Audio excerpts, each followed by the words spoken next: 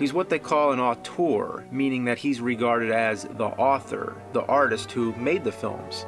Movies are a collaborative art. There's writers, there's storyboard artists, directors of photography, producers, but Hitchcock gave it such a strong signature that you get the sense he had complete creative control and that it's his movie.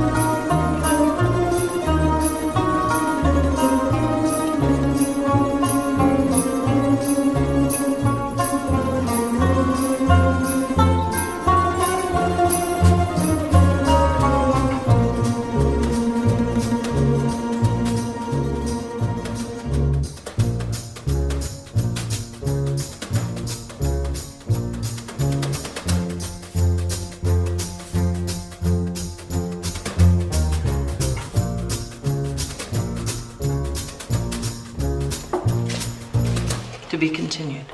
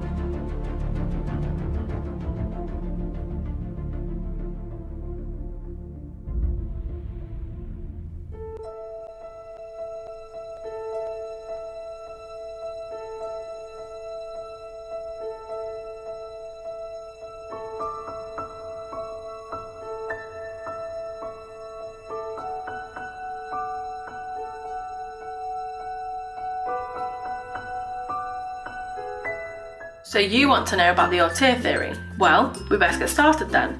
Now this theory came to light back in the 1940s by a man named Andre Bazin, who founded a journal called Cahiers du Cinéma, which in English translates to the Notebooks of Cinema. The ideas expressed in it were supported by young influential filmmakers such as Jean-Luc Godard, Eric Rohmer and Francois Truffaut, two of which came to be major directors of French New Wave.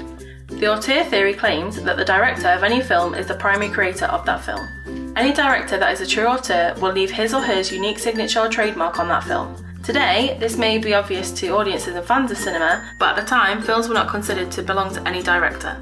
Films were categorised by genre. All horror films were horror films, all western films were western films, all sci-fi films were sci-fi films, and that's what audience at the time thought there was to it. So this theory really highlighted the importance of the director of any film. It even goes on to suggest that a director will use a camera the same way a writer will use a pen, or a painter will use a paintbrush. Cinema was another medium for directors to express their personal themes and ideas. Not all films of a genre were the same. True auteurs created a distinction between films of the same genre by incorporating their own stylistic themes and traits. For example, in John Ford films, professionalism was always foregrounded. In Howard Hawks films, pre-feminism was highlighted. Alfred Hitchcock films incorporated very bleak worldviews. One example of a director that could be considered an auteur is Tim Burton. Tim Burton's films have a very distinct style and he often deals with similar themes in his work. In general, the lead character is separated from the norm of society in some way, a misfit. In the character of Edward Scissorhands, this idea is taken to the very extreme. The main character cannot even touch another person.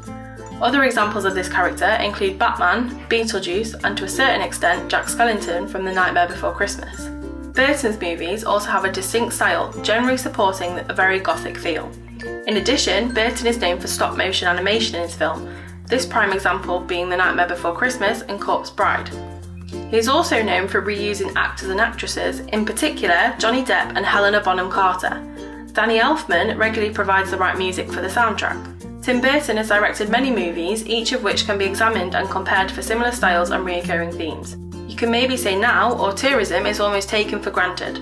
People consider films a Hitchcock film, a Tarantino film, or a Spielberg film, and so on and so on. The main thing to remember here is that making a film is still a team effort.